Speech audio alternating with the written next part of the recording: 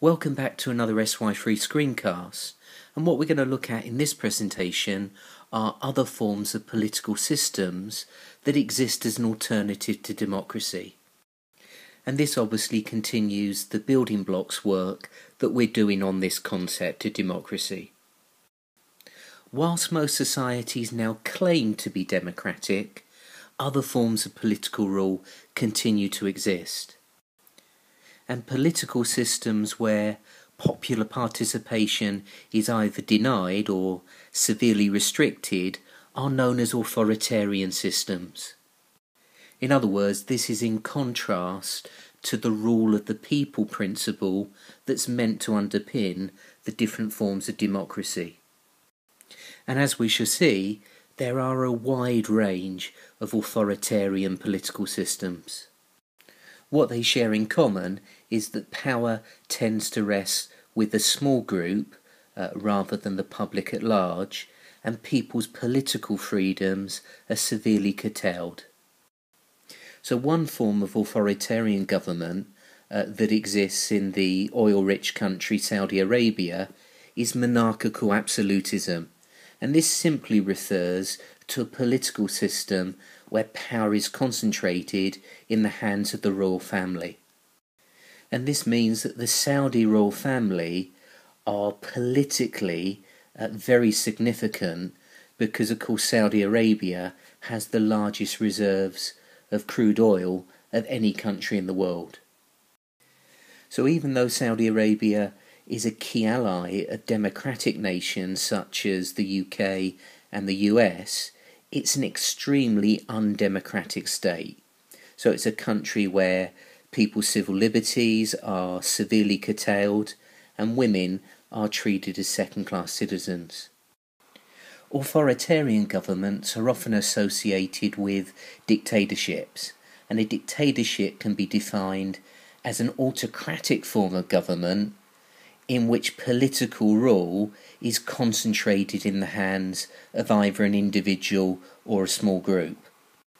In other words, the government is controlled by one person or a small group of people, and the dictator may also take away much of its people's freedoms.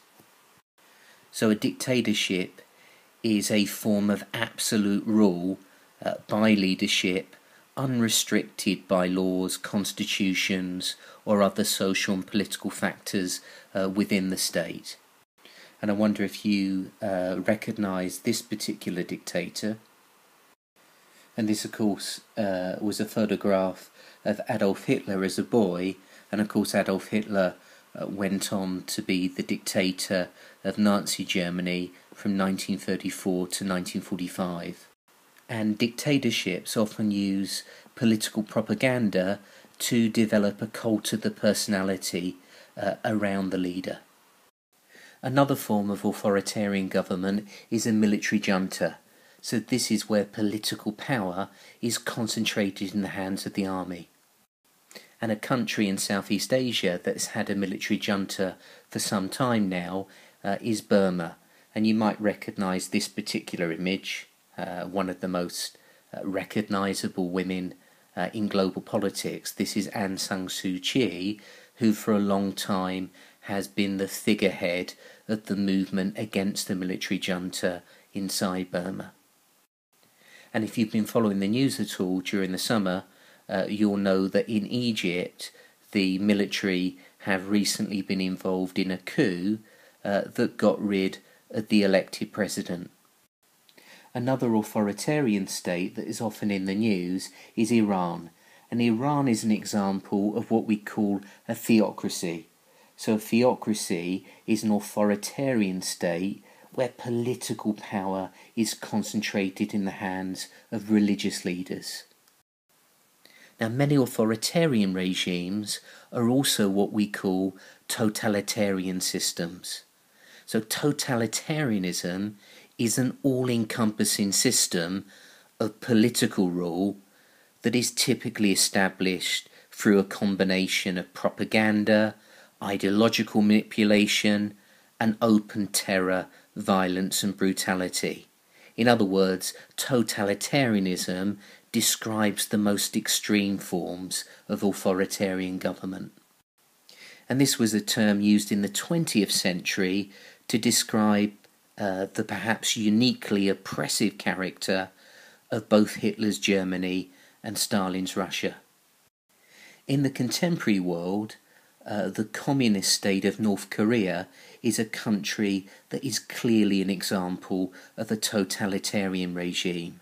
So this country is perhaps the most politically isolated in the world and is one of the most authoritarian. A key feature of totalitarian regimes is that virtually every aspect of people's lives are controlled by the state.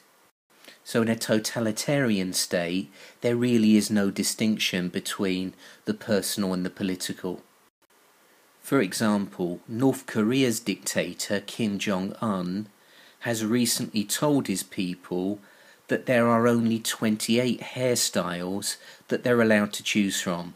So within North Korea, men can only pick from 10 variations on short back and sides, the styles that you can see on this particular slide, whereas women have a little bit more choice, a dazzling array of 18 hairstyles to choose from, all of which seem to have been plucked from an episode of the 1980s soap opera Dynasty.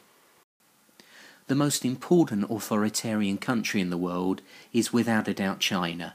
China is currently the world's biggest economy in the world, and it's also the world's most populated country with over 1.3 billion people living in China.